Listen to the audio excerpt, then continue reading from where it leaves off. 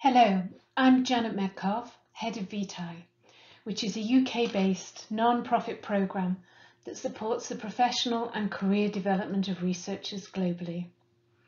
Welcome to the third presentation in a series of 3 organised by JST. These presentations are designed to provide you with an overview of researcher development, what this is in practice, and how it contributes to the professional and career development of researchers. In the first presentation, I explained the history and the background of researcher development and provided an overview of the VTI programme and introduced the Researcher Development Framework, which is a framework of the skills, competencies and attributes of successful researchers. In the second presentation, my colleague, Dr. Kate Jones, who is Head of Learning and Professional Development at VTI, talked about our approach to researcher development and how the Researcher Development Framework can be used within training programs and by individual researchers to assess the strengths and areas of development for researchers. If you missed either of these presentations, the videos are available to watch from the JST website. In this presentation, you will also hear from my colleague, Dr. Katie Wheat, who is Head of Engagement and Policy at VTI. In this presentation, we will focus on the importance of career development. We will look at researchers' career intentions and their attitudes to working in other employment sectors. Look at how to improve employability using the Researcher Development Framework, the destinations of researchers and the value of their research experience. We look at what are employers looking for in highly skilled employees, and then move on to look at what are academic employers looking for. And finally, does investing in professional development make a difference? So we are looking at the career development of researchers. Let's start first by looking at what are the career intentions of researchers. VTI led on a European funded project in 2018 called EURACSIND. This project was looking at the factors that are influencing intersectoral mobility of researchers. What helps and what hinders intersectoral mobility, and what are the views of researchers and employers in terms of the opportunities for intersectoral mobility of researchers into other employment sectors. In that project, we surveyed over 1,000 researchers based in 47 European countries.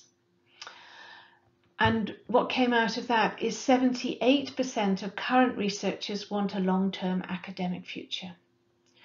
So the huge majority of researchers want to be academics.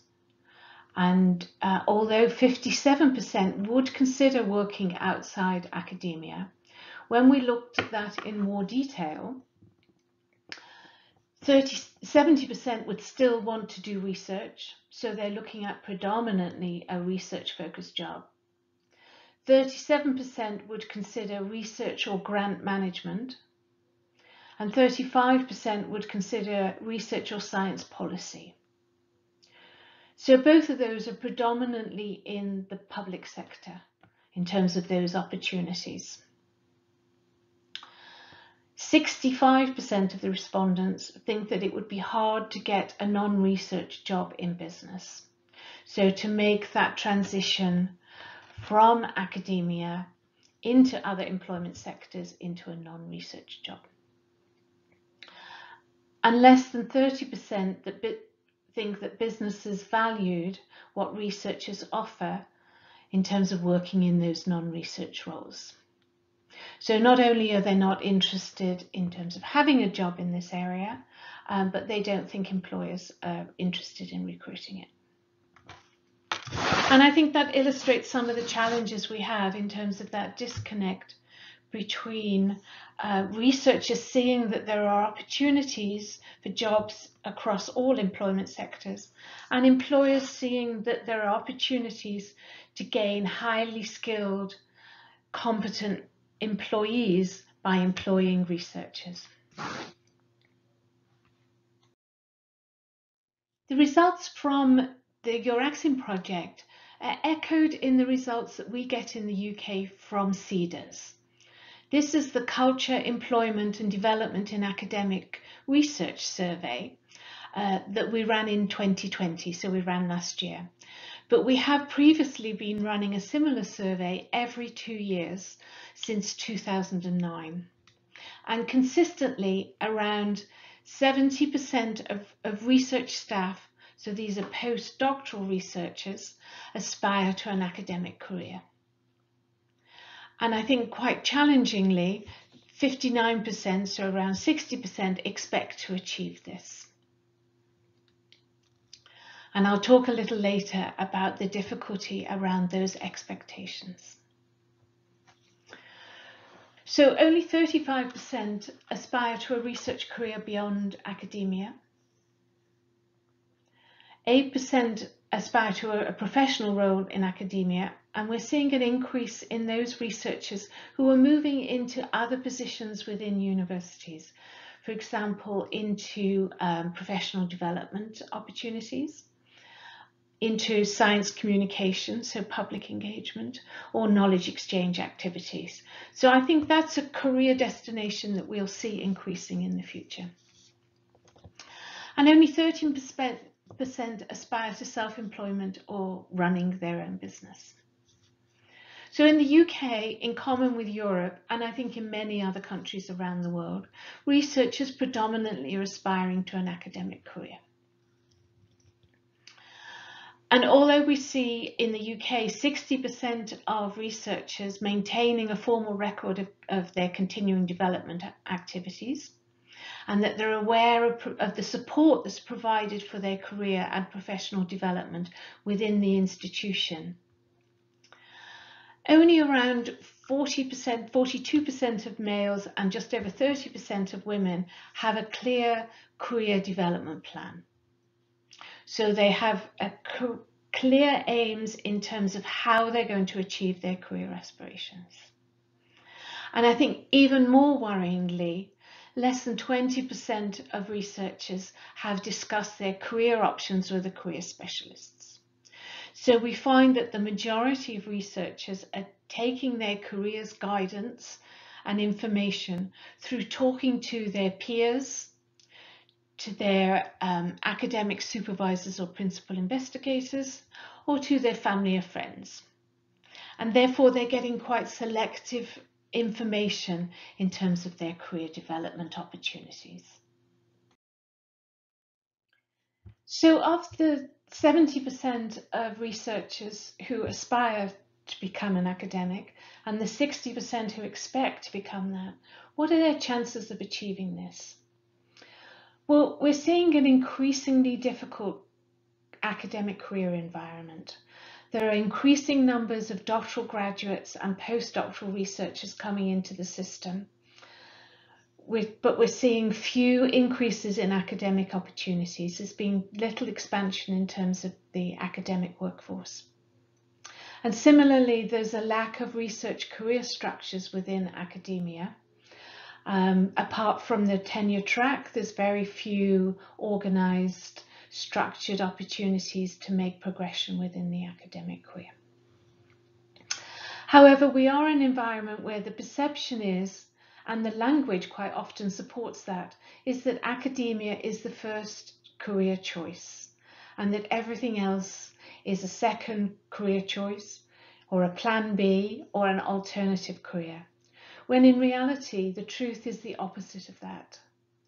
I mean, certainly across Europe, between 10 or 15% of doctoral researchers will end up with an academic career long term. So that effectively means that 85 to 90% of doctoral researchers will end up working in other employment sectors. So it's not the first career choice. it's actually a minority career choice. And we need to ensure that our researchers understand the possibilities of becoming an academia are actually fairly low. And we need to do much more to promote careers in other employment sectors. There's a huge range of careers that I will talk about later in terms of researchers go into, and a huge range of occupations. And there needs to be much more visibility about that.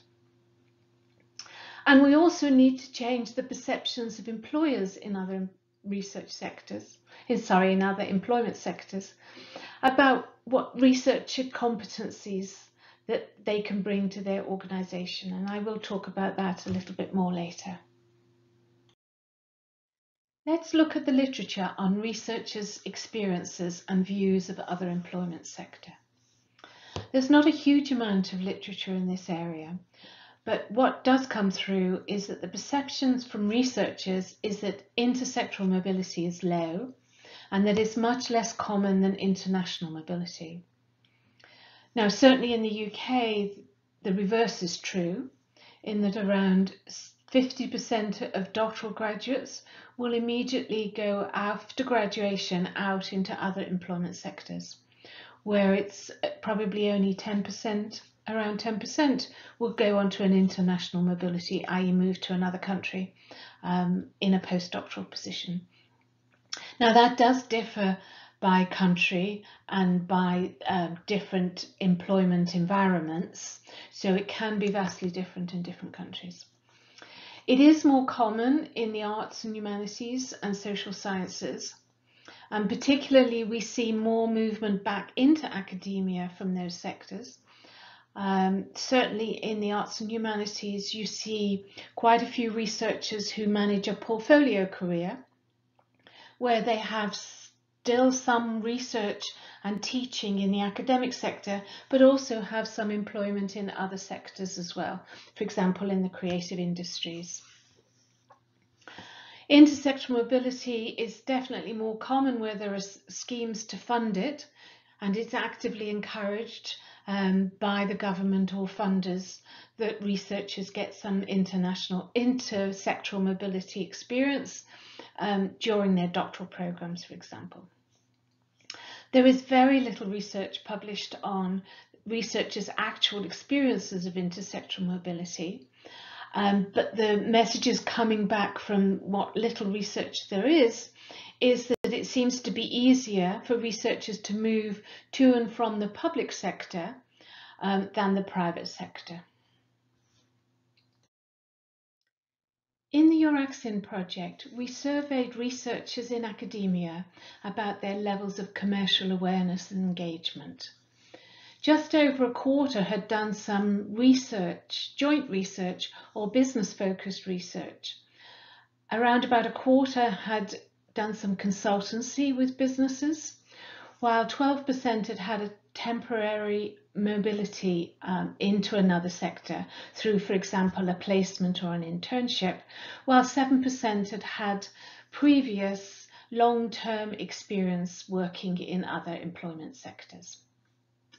So although that's very low levels, there was certainly quite high levels of interest in getting more engaged with businesses or other organisations, with 48% saying that they would like to do an internship or a placement in another organisation, with round about a half wanting to do joint research, and almost 60% saying that they would like to get engaged in knowledge exchange activities or innovation. However, they also identified some barriers to these interactions, with 45% of respondents saying that they were uncertain what the impact would be on their career if they wanted to have an academic career, through, for example, whether or not there was any reduction in their research outputs because they had spent time in another sector, and they didn't know whether that would be perceived negatively inside academia in terms of their potential career progressions. 35% also stated that they thought they had a lack of the experience and skills that were valued by businesses, and we'll look at that a bit later in the presentation. and 26% said they lacked the confidence in being able to sell themselves to organisations in other sectors. These barriers to engaging with businesses were very similar to those coming through from a project that Vitae did in 2007 on recruiting PhDs, what works. The researchers interviewed for this project expressed a lack of confidence in their ability to find work outside academia, either in the specialised area of their research or in the wider labour market. They were also concerned that they would be seen as disloyal or uncommitted within academia if they looked for work outside academia or for work not in their own subject area. And I personally have spoken to researchers who feel they have to have kept it secret that they were looking at jobs outside academia. Frequently, they would rely on their peer group or those 1 or 2 years ahead of them for much of their career information and support. So they have access to a very limited sort of information in terms of what opportunities there are available to them. And finally, the message coming back from the employers that we interviewed in that project said that many researchers did not appear able to articulate their personal skills well, and unable to talk to non-academic employers in their own language. This lack of confidence in being able to articulate their skills to employers came through in the Your Accent project as well. We asked researchers still in academia about their confidence in articulating their competencies.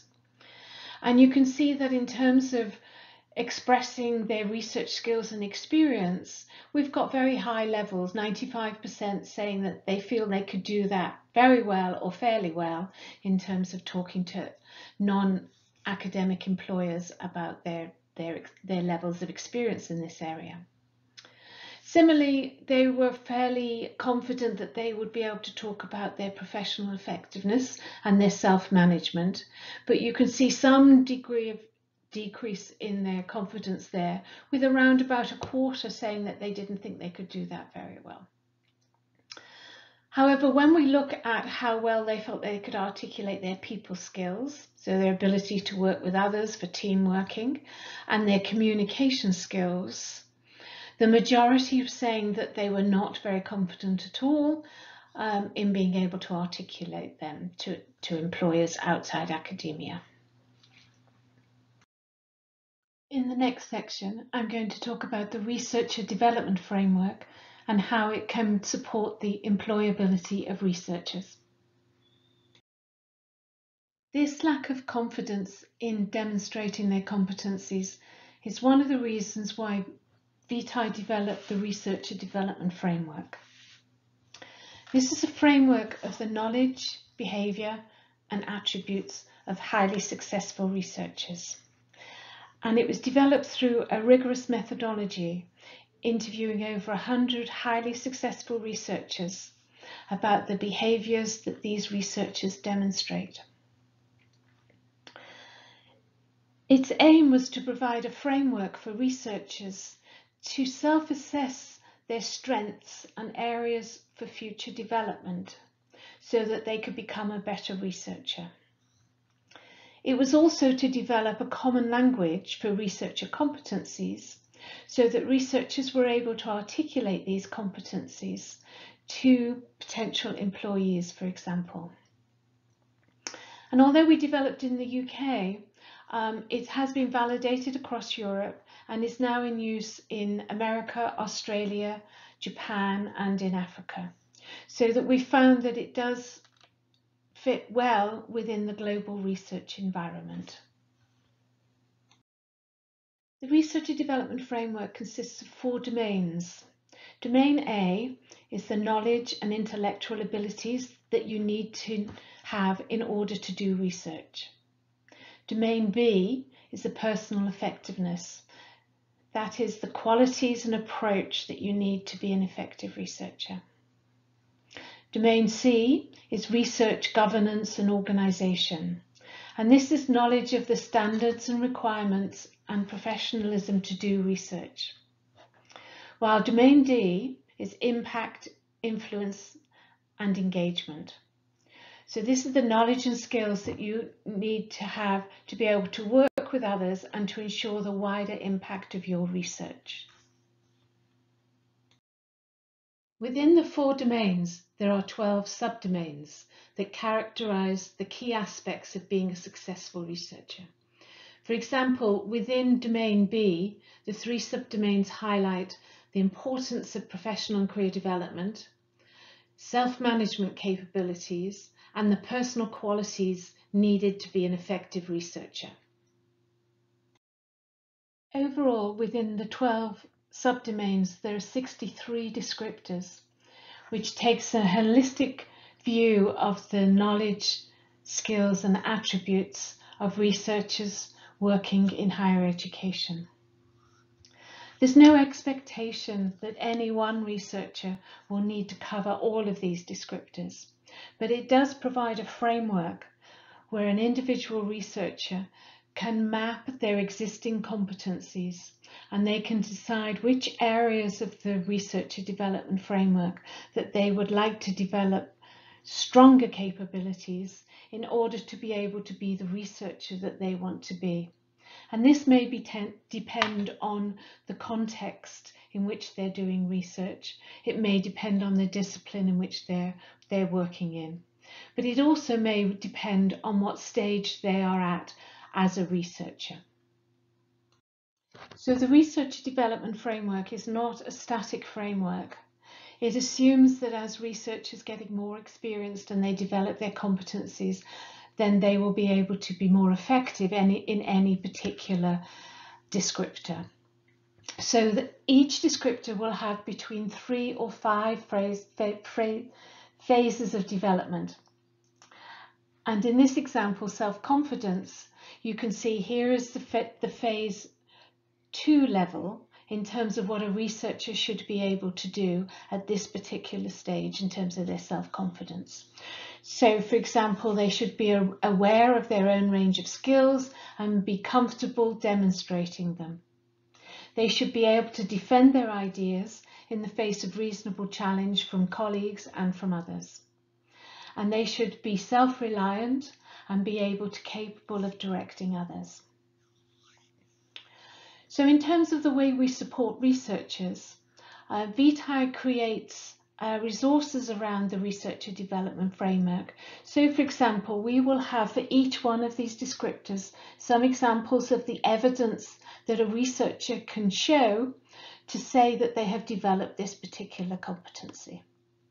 We also have a range of resources by which they can develop that particular competency further.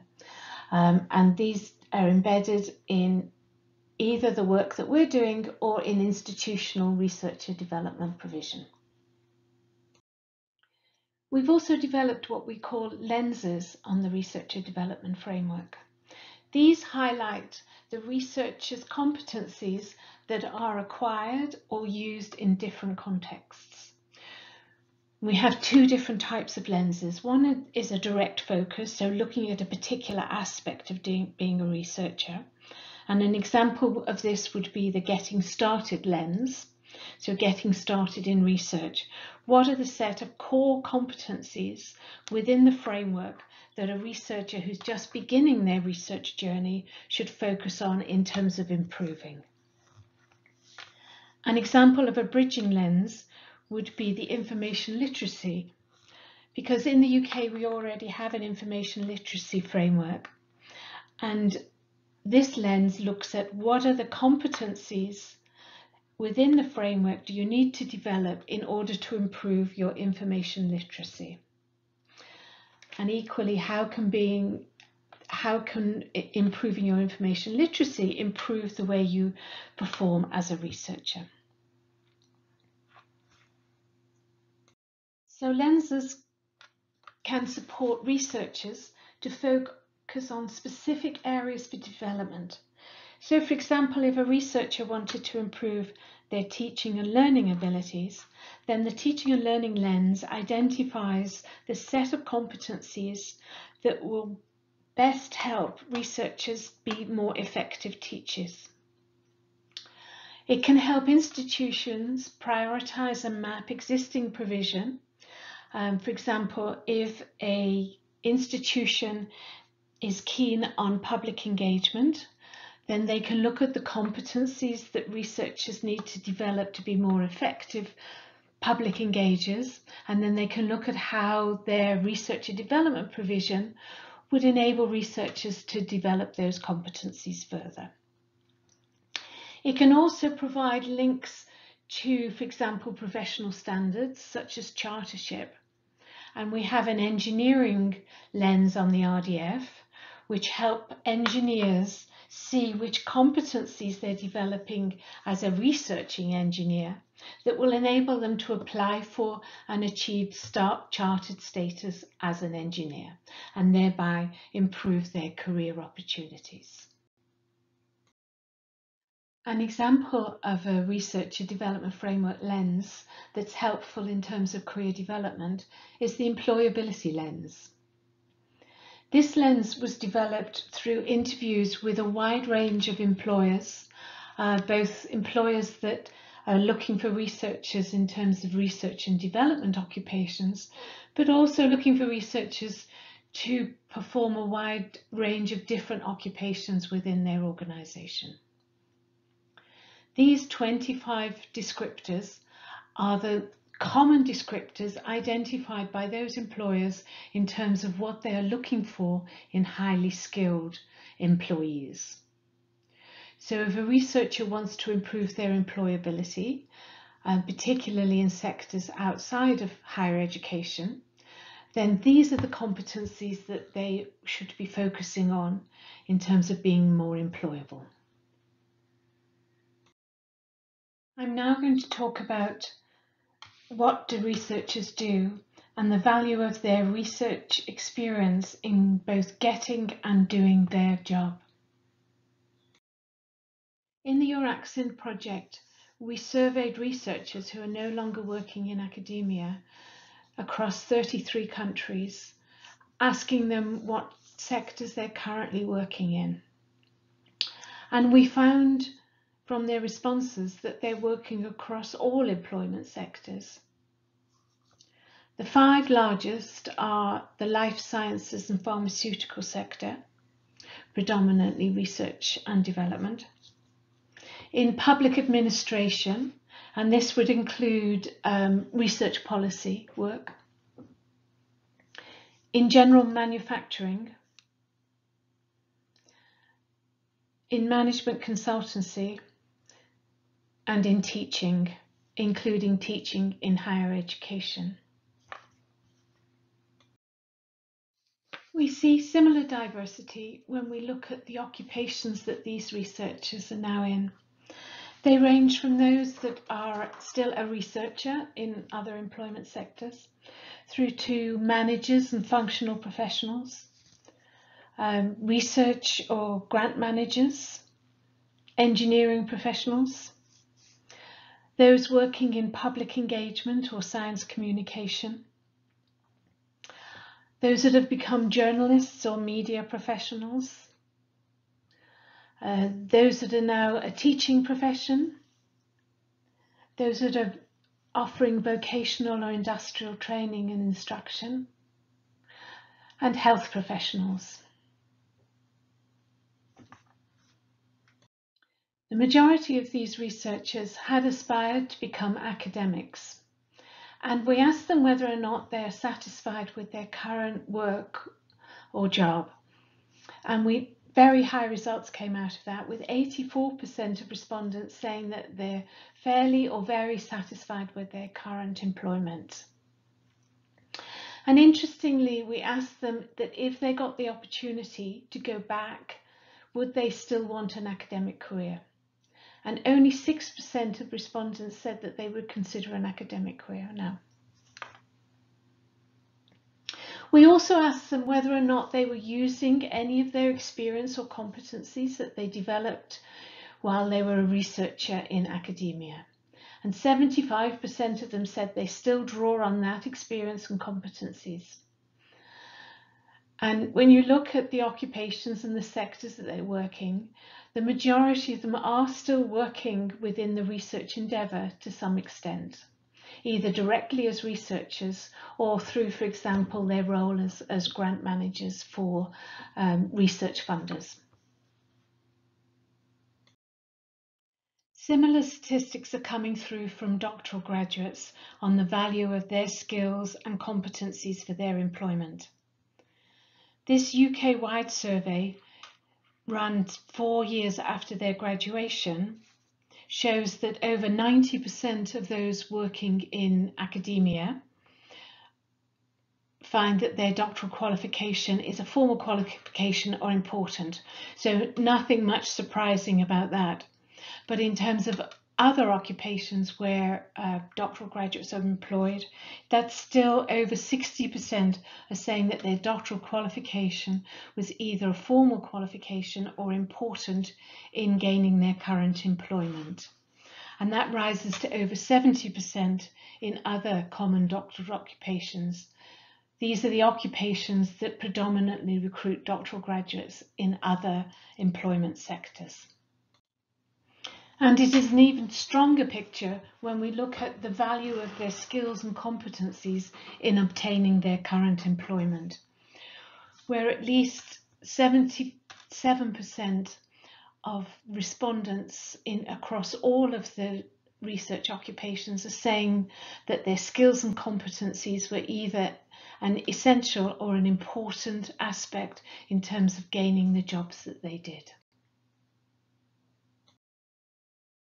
It is a similar picture when we ask whether or not doctoral graduates are using the generic skills that they developed during their time as a researcher in academia in their current employment. And we can see that between 80 and 95% of respondents, irrespective of the type of occupation that they're in now, are saying that they're using their generic skills some or most of the time. It is a more complex picture when we ask about whether or not they're conducting research as part of their current employment. So overall, just over 65% of respondents are conducting research most or all of the time, or some of the time. But if we look at the different employment destinations, then it's a much more complex picture.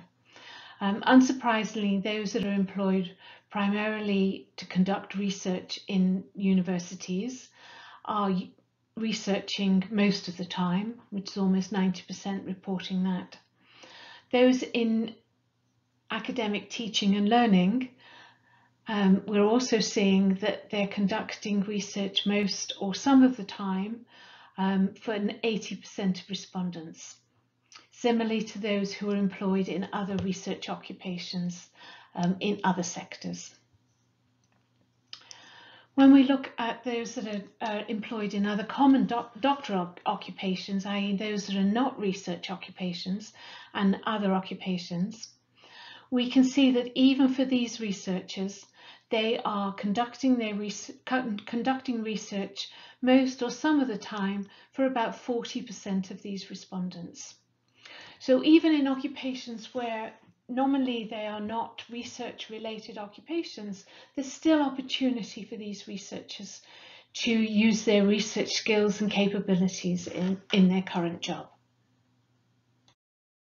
This word cloud captures some of the job titles that these researchers reported through the survey.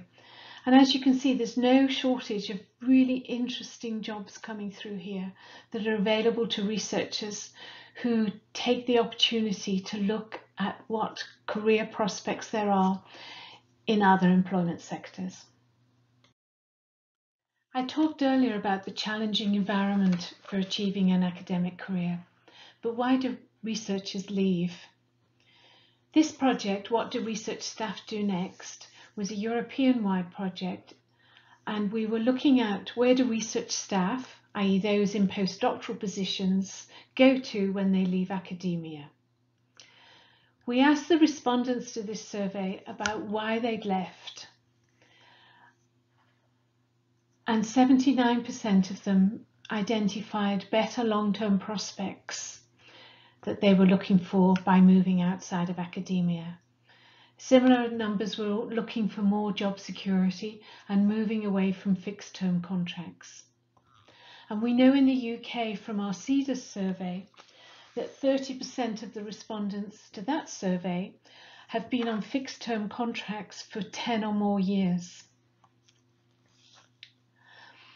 59% of the respondents were looking for a better work-life balance, and we all know of the challenges in terms of the pressure to work long hours inside academia. They were looking for a better working environment, and 53% were looking for better salary potential, that is to earn more money. We saw similar statistics as in the Your Accent project in terms of how satisfied they are with their current employment, with 78% of respondents saying that they were either fairly or very satisfied with their current employment. And only 14% said that they would consider returning to academia if they were given the opportunity to do so. We asked them what was most challenging in terms of making the transition to another employment sector. What came out as most challenging was the changing the perception of their status. So getting used to the fact that they were no longer going to be an academic and that they had chosen another career route. And this was not just only their own perception, but also the perception of others around them. And some of the respondents talked about, the difficulty of explaining to their family about why they'd made a change in direction, and the difficulty of explaining it to their peers and to their principal investigator. So I think that's an important part of making a transition or making any career decisions in thinking about how is it going to affect you on a personal basis. They also highlighted the change in organisational culture that they had to get used to. And I think one of the things that comes out from this aspect of the survey is that most researchers haven't had the opportunity to experience many different employment cultures. So the more that researchers can get out and visit other organisations, then the easier is it for them to understand the different working cultures that they may find. They also had found it challenging responding to the more structured timescales with which organisations outside of academia work, in terms of a lack of flexibility, the much shorter deadlines that they were likely to experience than they had in academia, where many projects can take many years to come to fruition. And they highlighted the challenge of working with a wide range of people at different levels and working in different occupations and trying to build up those relationships with them. Similarly, we asked them what was most helpful in terms of making a transition. And what came out very strongly from the respondents was the value of having had getting broader experience while they were still being a researcher in academia, of taking opportunities to go and visit other organisations, of taking the opportunity of maybe having an internship or a placement, of working with researchers from other sectors, so that they were more familiar with those different research cultures and organisational cultures. They found that the transferable competencies that they developed by being a researcher in academia to be very helpful for them in terms of making the transition. And they could see how easily they were transferable into other environments. They valued their networks and the careers advice and mentoring that they were able to get within their institution, and particularly networks of people who had already made that transition outside of academia, so they could talk directly to people who had made this transition and could talk about what it meant to them and the things that they had found useful. They found it very helpful to be motivated and resilient. I mean, this isn't a quick and easy thing to do. It takes time, and you need to devote time within your working day to spend time to develop the plan around how you're going to think about making a transition, and how you're going to research the types of occupations that you could possibly be doing, and then go through that process of building up your contacts in those organizations and applying for potential employment. And then finally, they found most helpful was being flexible and adaptable in terms of what they were considering as potential employment occupations. So what were the factors that were important in gaining their employment? Well, the one that came out top at 65% of respondents saying that their generic professional competencies that they developed during being a researcher in academia were important. This was followed by relevant experience for the occupation they went for, and I think this reinforces the message of taking every opportunity you can to get experience of other employment sectors. The subject knowledge that they developed as a researcher in academia was an important factor for 53% of respondents, followed by having a doctorate at 44%, and the research competencies, i.e. the processes of doing research methodologies at 39%. So if those generic professional competencies were so important in gaining their employment, what were they? Well, these are the top 6 competencies that the respondents highlighted in terms of important in getting their employment. Top of the list were communication skills at 66%. This was followed by critical thinking and problem solving at 49%. Teamworking, the ability to collaborate with others and the ability to work independently came out at for 46% of respondents, followed by project management at 45%. So I think this is a really useful list to think about in terms of what are your competencies in these six aspects, and what is the evidence that you have them, so that when you have an opportunity to present yourself to a potential employer, you're able to articulate your own competency level for these 6 broad competencies. We asked them what advice would they give to researchers still in academia. And at the top of this list was to work on your transferable competencies and to be able to sell yourself well to potential employers. They suggested that researchers need to be positive and brave, and if they're thinking of leaving academia, then to leave early. And we've certainly seen in the work that we do that the longer somebody stays in academia, the harder it is to make that transition out. They're saying that there are plenty of opportunities available, and you can see by the range of occupations that we've looked at earlier that that's certainly true. They suggested the importance of using networks and talking to former research staff. So if you're aware of people who have moved outside of academia into other employment sectors, then do stay in touch with them or contact them and talk to them about how they've experienced their transition and what do they like and dislike about their current employment. They suggested it's important to be flexible and open-minded, because it's quite difficult to see what the potential is if you're not familiar with a particular sector. And they suggested that get as much experience as you can while you're in a postdoctoral position in terms of any opportunities you may have to have a placement or an internship, or to do some work shadowing with in other organizations, or to work on research projects that involve working with companies who are outside academia. So seek every opportunity that you can in order to broaden your experience of other employment sectors.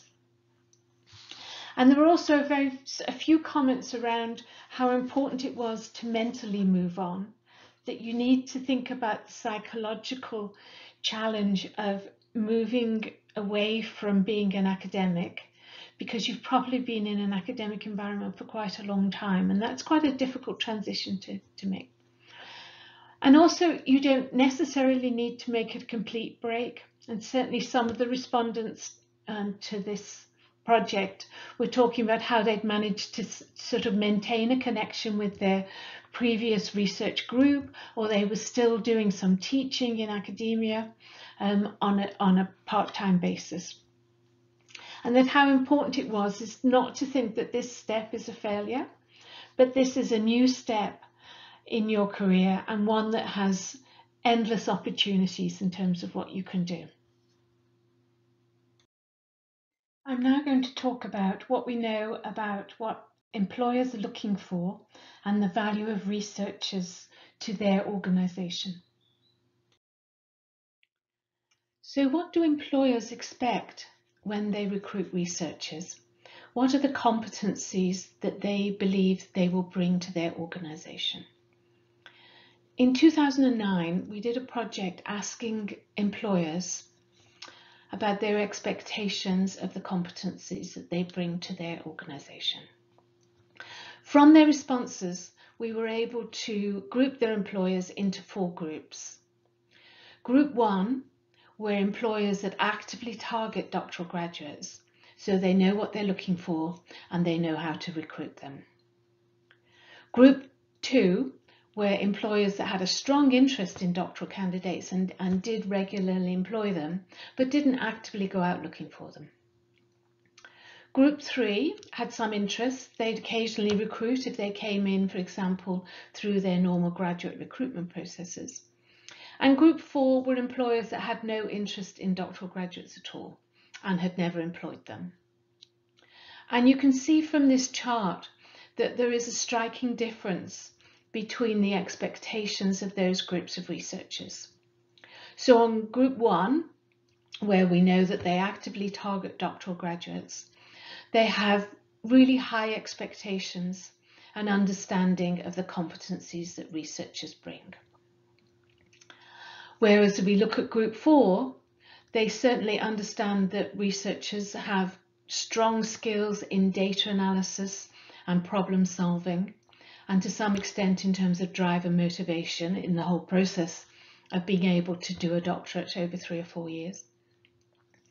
But they were less aware that doctoral graduates would bring project management skills, that they had good interpersonal skills, they had strong leadership capabilities, or any level of commercial awareness.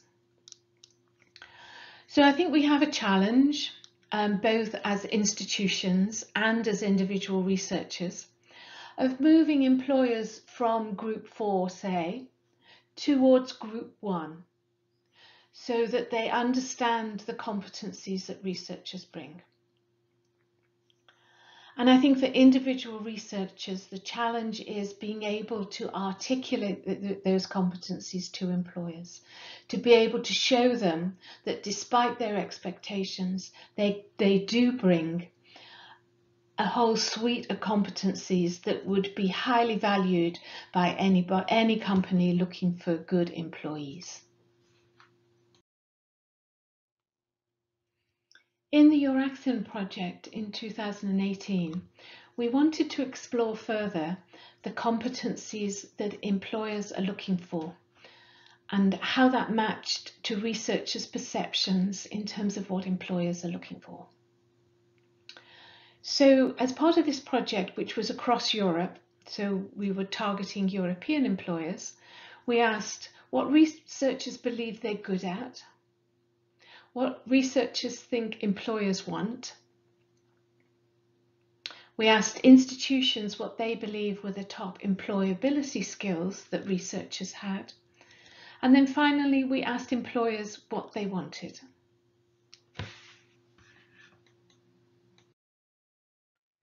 This is the list of the top 10 competencies that are most valued in highly skilled employees. It starts from problem solving, the ability to seek solutions for complex problems. Technical expertise and subject expertise was valued. The research skills that researchers develop as the process of doing research. Communication skills, creativity. Self-organization, the ability to motivate and organize yourself and know where your boundaries are. The ability to be able to collaborate with both other employees but also outside the organization. Innovation, the ability to translate and transform ideas or research into other products and services. Project management skills, in terms of being able to deliver projects on time and successfully. And emotional intelligence, so being able to build good personal relationships, of being able to work in teams, of giving and receiving constructive feedback and providing leadership. So how did researchers' views on what employers needed match to that? Well, there was a fairly good match, but there are two areas where researchers didn't identify that employers may be looking for. And I think one of them is really interesting because one of them was research skills. And I think researchers, when they're presenting themselves to employers, should think about how do they show potential employers that they have those research abilities, that they've got good, strong methodological approaches, that they have strong critical thinking and analytical thinking. What examples can they give to demonstrate those? And likewise with emotional intelligence. There's a preconception from employers and to some extent the general public that researchers are not very good at emotional intelligence. The old boffin image that you quite often see in terms of how researchers are presented. So it's very important in terms of your interactions and selling yourselves to potential employers that you give examples of your emotional intelligence, of your experience of working in teams, of building good personal relationships. And then the other area where there was a disconnect between what employers are looking for and researchers believed employers were looking for was around innovation. So researchers understand that employers are looking for this, but they don't believe they have any capabilities in this area. And yet I think that's patently untrue, because the whole process of doing research, you have to be innovative in your thinking. So think about ways in which you have been innovative and how you've come up with new solutions to complex problems, or ways in which you've been able to take one idea from one environment and translate it into another situation. All those are ways in which you've been innovative, and they're all valuable in terms of showing potential employers that you do have those capabilities. A project in 2014 reinforced the value of the impact of doctoral graduates for employers. This was commissioned by Research Councils UK, who funded at that time 25% of doctoral graduates. So they interviewed UK employers who are currently employing doctoral graduates. Over 3/4 of these employers believed that losing doctoral graduates from their workforce would have a major impact on their business. 20% of them considered that doctoral graduates to be business critical to them, and that having doctoral graduates improve the effectiveness of their colleagues. The vast majority contributed to improving problem solving and creative thinking in others. So employees working alongside doctoral graduates improved their capabilities. There was a spillover effect that improved the whole performance of that department. And I think you will agree that any organisation would appreciate that benefit by employing doctoral graduates. Next section, we'll look at what are academic employers looking for.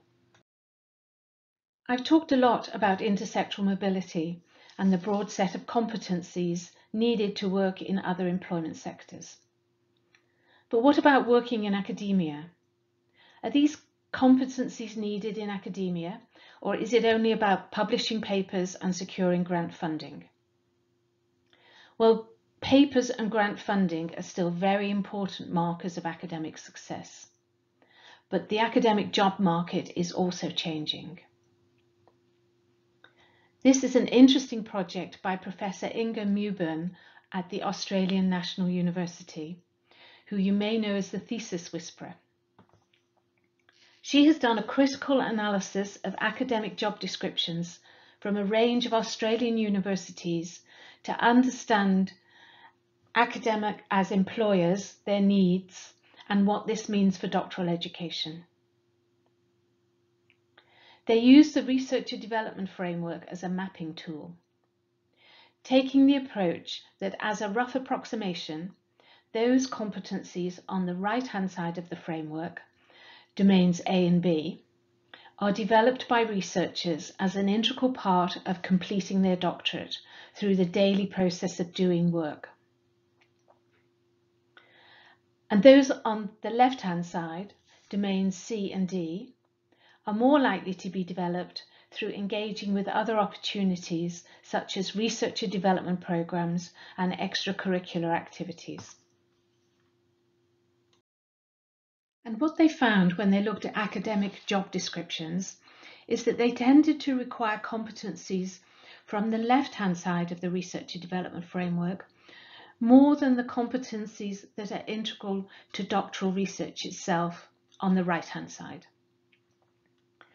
Researchers can be led by their environment to prioritize core research skills, particularly at doctoral and postdoctoral stage, when there is a lot of pressure to do the research and produce the results. But this could be short-sighted, as this evidence shows that when universities as employers are looking for employees, they actually favour the broader professional development of researchers when recruiting. This tendency to favour the left-hand side of the RDF was even more pronounced as the seniority of the position increased, which was indicated by an increase in salaries. In the mid-career and senior level positions, it is clear that universities are looking for employees, academic staff, who are well-rounded and have the abilities to encompass the holistic view of academic activity described by the Researcher Development Framework. This project was undertaken in Australia, where universities, as in the UK, are some of the earlier adopters of explicitly stating the competencies required by academics in job descriptions and job advertisements. However, this trend of broadening the selection criteria for academic positions is happening more widely, even if in some countries it is still not explicitly being stated in job advertisements. Here is some advice from researchers who have recently become principal investigators about how to develop your academic career. Their overarching message is that just being an excellent researcher, producing excellent research and publications, is not enough. Use the people around you to gain support and feedback on your performance. Know what success looks like for you and look for ways to drive this. Be clear about how much you're prepared to devote to becoming an academic and the potential impact on other parts of your life. Build a good team or be part of a good team. Seek out good collaborations. Little research is now being done in isolation. Communicate your research as widely as you can and publish it. Build up your networks and personal profile. We're going to hear next from my colleague, Dr. Katie Wheat, on how to increase your profile and build your networks as a researcher. Hello, I'm Katie Wheat, Head of Engagement and Policy at Vitae. In this section, I'm going to cover raising your profile as a researcher and building strong networks. First, what do we mean by profile?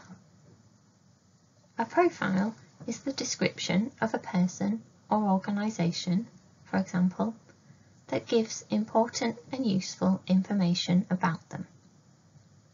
When we talk about raising your profile, we mean increasing the amount of attention that your profile receives. In this presentation, I'm going to look at how you can create a profile that will help you to generate useful interest and attention for you and your research.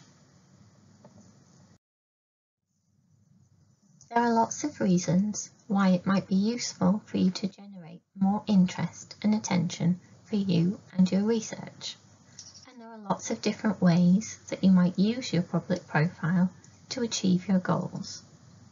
For example, you could focus on presenting your research to wider academic audiences. You might want to engage the public, policymakers or other stakeholders in your research. Your public presence can provide a starting point for meeting new people, building your network of mentors and supporters, and connecting with potential research collaborators. Increasing your visibility through your public profile can also lead to future employment opportunities.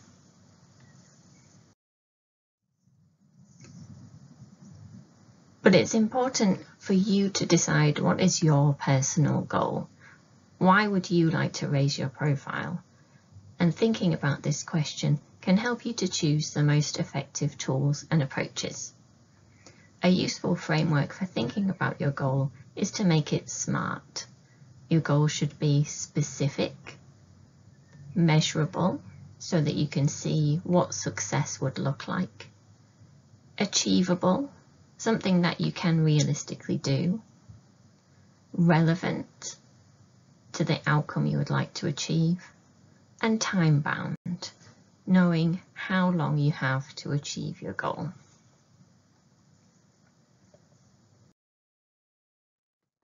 Having a specific goal in mind can help you to understand who the most important audiences are for you to communicate with.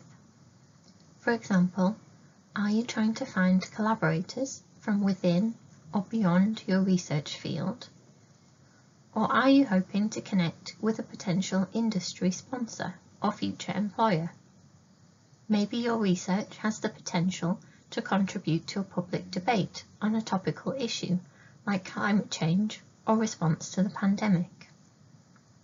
A key principle is to meet your audience where they are, rather than expecting them to come to you. Questions for you to think about are: where are your audiences already communicating with each other? And how likely are they to discover your profile? If you have an aim to raise your profile, it is useful to start by reviewing what your public profile currently looks like. There is lots of information about you that might already be publicly available, some of which you may have published and some which may be shared by others. For example, your publication and funding record, any press releases about your research published by your university or by a collaborator. You might have various social media profiles and perhaps a personal website. If you have presented at a conference, the abstract or your biography might be included on the conference webpage. There might be blog posts, articles, videos, podcasts that you have published or that others have created about your research. Even your CV and cover letter form part of the public image that you present to a potential employer. Searching for yourself online can give you an idea of what your profile looks like now, whether the information available is current and accurate, and whether you're presenting a consistent image and a presence that supports your goals. There are many tools available to help you manage your public profile. For example, the various social media platforms, such as the examples listed here. Some of these platforms already have a very well-established academic presence, for example Google Scholar and Twitter. Others, like Facebook, tend to be used to keep in touch with family and friends. It is up to you to decide which platforms to use and how much personal and professional information you would like to share or keep private. Some of these platforms can be used anonymously. Again, it is important to think about your goals when making these decisions. Are you trying to connect with people already in your network, or are you trying to meet new people? Are you interested in publishing and sharing your own work, or curating content from others that you think is important and interesting? Would you like to be able to have conversations publicly or privately? It's important to choose the right platforms and the right media to meet your goals. You might find it helpful to look at examples of profiles from organisations and individuals relevant to you, such as a researcher in your field, your university, or a company you would like to work for. Here is an example of the Japan Science and Technology Agency's profile across different platforms, their own website, Twitter, YouTube, and LinkedIn, and each of these are used to share different content in different ways.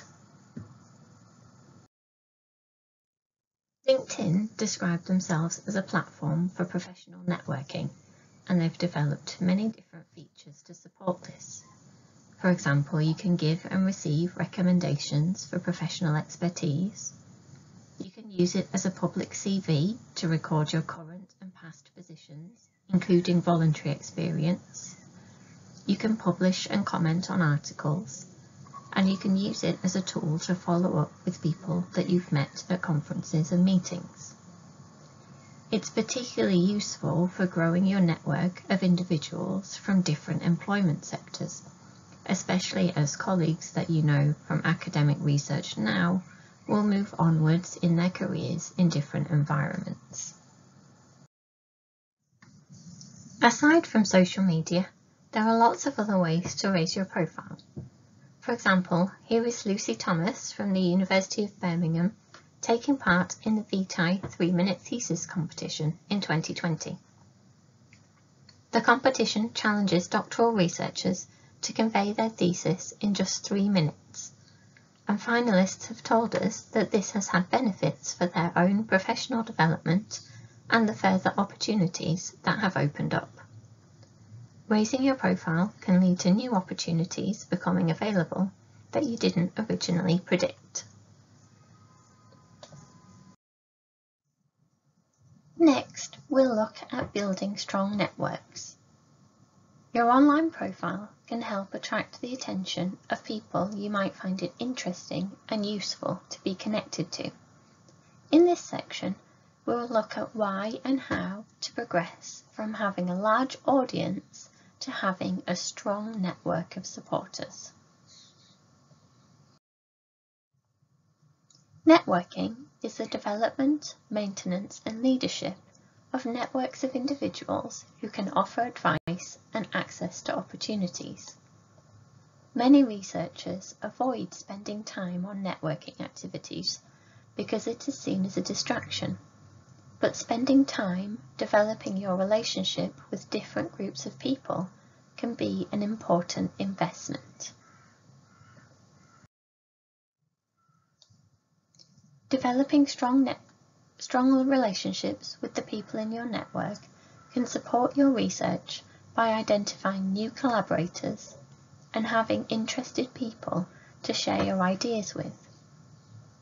Innovative ideas and excellent research are rarely the result of a single person working in isolation. Being a researcher can be challenging at times, so having a network of people to be able to call on for advice can be reassuring and help you find new solutions. If you have particular career goals in mind, seeking out people from different sectors, organisations, and jobs you think you would like to work in can help you to understand the relevant recruitment and promotion processes. It can even help you uncover job opportunities before they're advertised. People in your network that know your career aspirations and skills may encourage you to apply for jobs that you hadn't yet considered. And all of this helps to expand your outlook personally and professionally to help you grow as a person and in your career. Even spending time building relationships with new people is a skill that you can practice.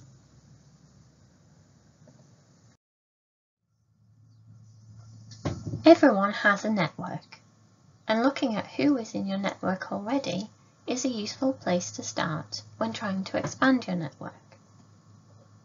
You could ask your supervisor or line manager to make introductions to new people.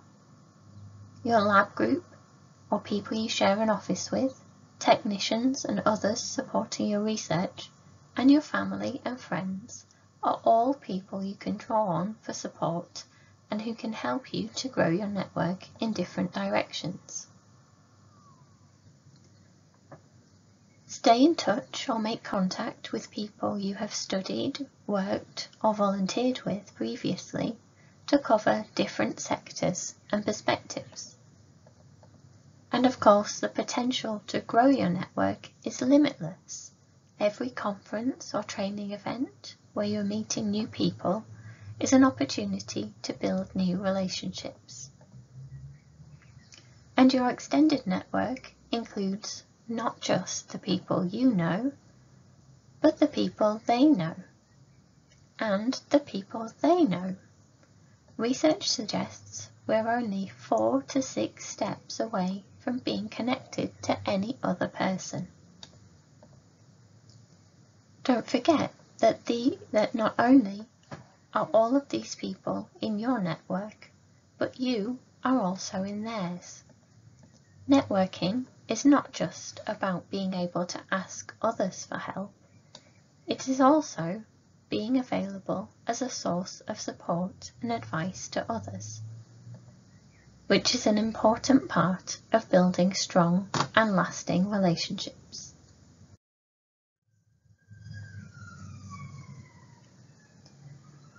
When being proactive about building your network, it's important to think about what you're aiming to achieve. Are you looking for a role model, someone you can look up to and base your behaviour on?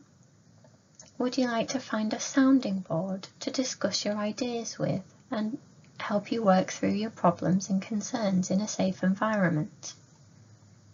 Do you need a source of advice, someone who's already been there and has real experience of the issue you're facing?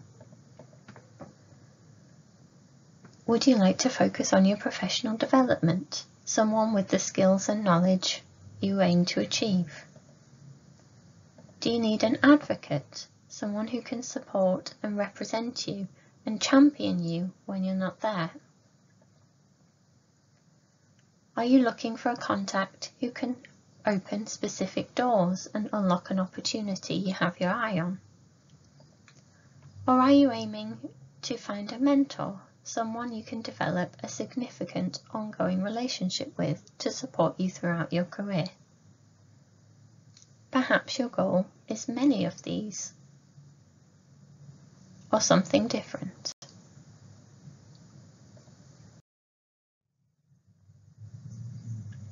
There are lots of opportunities available to grow your network. For example, participants of training courses, conferences and events. You may have the opportunity to be involved in committee work for your university. You might want to volunteer in a professional or personal capacity. You could join a group of people with the same interest as you, or even start your own. For example, a coffee morning with colleagues. It can help to identify people who are good networkers, so that by building a relationship with them, you expand your own network. And of course, everybody has a network, but not everybody does network. It's important to be proactive and remember to keep your SMART goals in mind.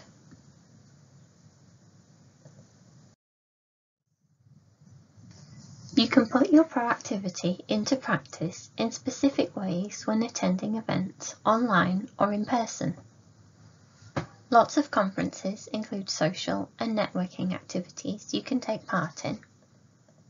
Before you attend, prepare an elevator pitch, a short summary about you or your research.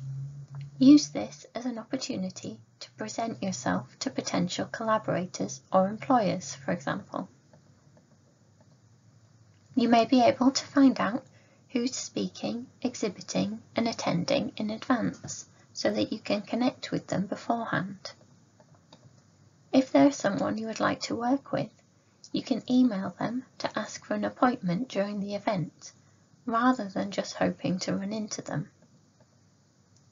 Talk to presenters, exhibitors and attendees. These are all people you might have something in common with. If you find it difficult, try talking to people who are on their own and may appreciate your company. Remember to listen, learn about others and their interests. This can help them to remember you when you follow up. And be helpful if you can, such as by sharing an article they might be interested in or connecting them to someone in your network. If your aim is specifically to grow your network, set yourself a goal, like meeting 3 new people and following up with them within 24 hours. There are lots of potential benefits to having a large and diverse network. It can be helpful in your current role. It can help you find different options and solutions to problems than you would have found by yourself. Your network can lead you to new collaborations, a new job contract, or a change of career direction. Having a network of people across other sectors, other fields of research, people who are more senior or junior to you, and those working internationally, can bring new opportunities. What often looks like luck is more likely the result of effort invested in being prepared for and open to the unexpected. Investing in your network is one way to be open and prepared.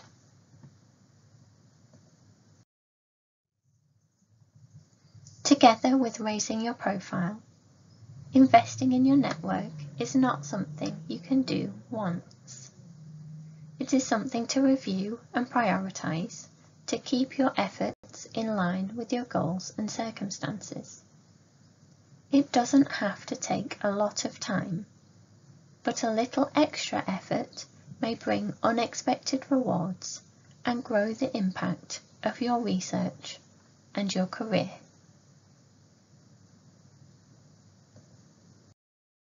In the final section, we will look briefly at does professional development make a difference, and finish with some advice for institutions on how they can support the career development of their researchers. Does professional development work?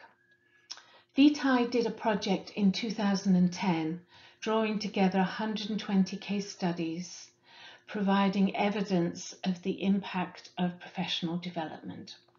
This was based on the impact and evaluation framework, which is a methodology to assess whether or not professional development activities make a difference. And from these case studies, we could see that there was clear evidence that it made a difference to researchers' experiences. For example, we saw a significant increase in their level of learning. We draw together evidence of improved research outcomes in terms of increased success rates in obtaining grant income, in terms of publications.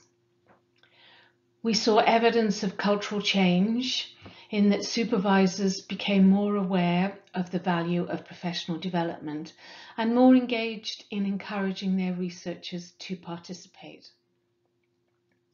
We saw improvements in the researcher experience, particularly at doctoral level, where we had evidence of improved submission rates.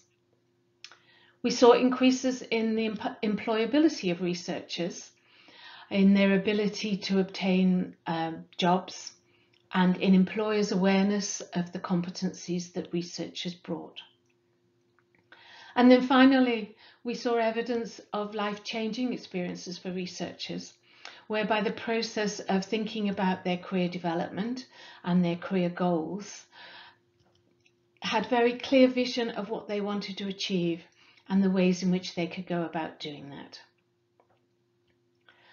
So in terms of the specific evidence that we had in terms of improving the submission rates of researchers, a project done by the University of Newcastle and published in Higher Education Quarterly showed that for those researchers who submitted a research plan as part of their doctoral program, who participated in a training program of professional development, and had team supervision, that is, they were supervised by more than one academic, but they had a team support around them, that the probability of submitting within 4 years their doctoral degree increased from 17% to 70%, which I'm sure you'll agree is quite an improvement. We also have evidence that participating in professional development is associated with higher levels of well-being for doctoral researchers. This survey, which is undertaken by Advance HE, surveyed 57,000 doctoral researchers in the UK. And it looked at the factors that influenced the well-being of doctoral researchers. And for those that participated in professional development, for example, they received training to develop their research skills, or that they had a personal development plan, were found to more likely to feel that their research degree program was worthwhile.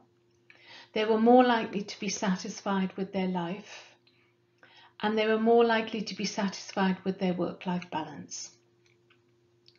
So we can see that participating in professional development makes a difference to researchers in terms of their personal outlook.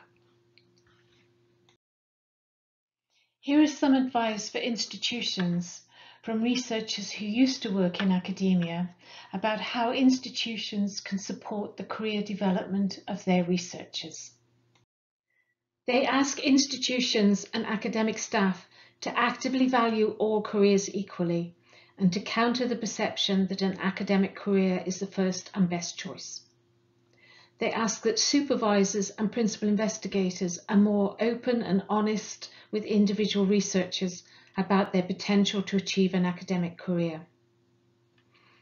Institutions should actively encourage researchers to prepare for their next position, to invest time in both researching opportunities and developing their competencies. To support researchers to develop their competencies, institutions should provide researchers with a programme of professional development opportunities and actively encourage researchers to participate. Similarly, supervisors and PIs should encourage researchers to take time to participate in these opportunities.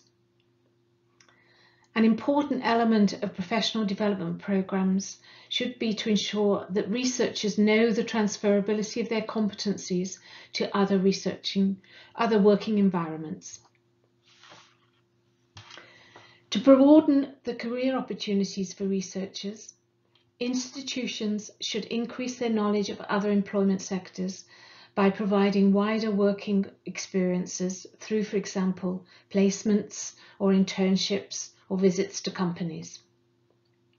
They could ask alumni who are working in a range of occupations across different employment sectors back to talk about their working experiences and how they made the transition from academia to their current employment. Similarly, where academics are working with companies, they could help researchers to extend their networks across different sectors by providing introductions. All of these actions will help to increase researchers' knowledge and appreciation of the wide range of highly stimulating and satisfying careers that are available to researchers. Within this presentation, Katie and I have covered many different aspects of career development of researchers, which we hope you found useful. We would be very pleased to answer any questions that you may have.